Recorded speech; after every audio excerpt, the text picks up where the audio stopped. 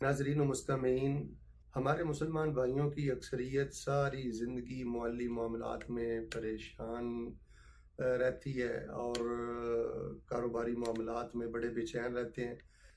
हालांकि ये दीन की कमी है और दीन के फ़हम की कमी है। कुरान और हदीस पर अगर गौर किया जाए तो इस्लाम सबसे पहले हमें रिज़्क़ के मामले में मुतमईन करता है। अल्लाह तबारक व तआला कुरान मजीद में इरशाद फरमाते हैं कि वमा मिन दाब्बतिन फिल अर्दि इल्ला अलल्लाहि रिज़्क़ुहा, तमाम के रिज़्क़ का ज़िम्मा ये अल्लाह जल्ल शानहू ने उठाया हुआ है। और अभी बच्चा माँ के पेट में होता है कि उसके जो माली सारे मामलात हैं रिज़्क़ के, वो सब लिख दिए जाते हैं, लौहे महफूज पे भी लिखे हुए हैं।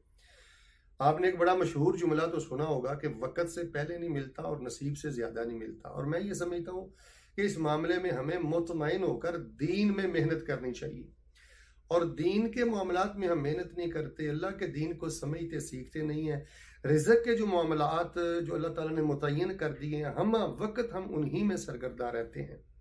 मैं ये समझता हूँ कि कारोबारी मामलात में, माली मामलात में, जॉब और मुलाजमत के मामलात में और रिज़्क़ के मामलात में तस्कीन के लिए और सुकून के लिए और माली मामलात, पैसे रुपए के मामलात में खुशगवारी के लिए और रसूलुल्लाह सल्लल्लाहु अलैहि वसल्लम की एक हदीस ही काफ़ी है। आप इसको तवज्जो से सुन लें और इसको पल्ले बांध लें।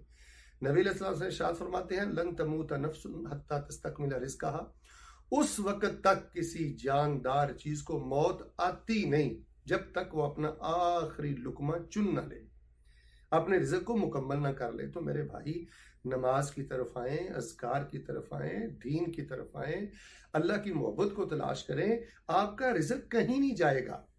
दीन के दायरा में रहते हुए जायज़ कोशिश करें, अल्लाह से दुआ करें, हलाल की तलाश करें और अल्लाह पे तवक्कुल करें और अल्लाह के दीन के करीब आएँ। आज हमने देखा है कि माल ने, पैसे ने, रुपए ने, जॉब ने, बड़े बड़े लोग बड़ा बड़ा मुंह खोल के कहते हैं, जी हम नमाज कैसे पढ़ें, जॉब बड़ी टाइट है, हम नमाज कैसे पढ़ें, जी मार्केट से हमें फुर्सत नहीं मिलती। तो मेरे प्यारे भाइयों, अल्लाह को नाराज़ करके आप सोने के नवाले भी खा लें तो अल्लाह अज़ीम ये मुर्दार है, ये मुर्दार है, ये बर्बादी है। तो अपनी तकदीर पर ईमान रखें, अपने अल्लाह पर यकीन रखें। रिज़्क़ के सारे मामले आपके तय हो चुके हैं। अगर आप गुर्बत में भी अल्लाह की हम्दो सना करने वाले हैं तो आप जैसा कामयाब इंसान कोई नहीं।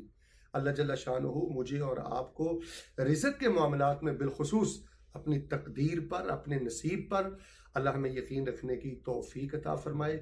और ये जो हदीस मैंने आपके पेश खिदमत की है कि किसी जानदार चीज़ को उस वक्त तक मौत नहीं आती जब तक वो अपने रिज़्क़ का आखिरी लुकमा चुन नहीं लेता। अल्लाह जल्ल शानहू हमें रिज़्क़ के मामले में एतदाल नसीब फरमाए, इत्मीनान नसीब फरमाए, हिरस से और हवस से अल्लाह ताला महफूज फरमाए। आमीन सुम्मा आमीन।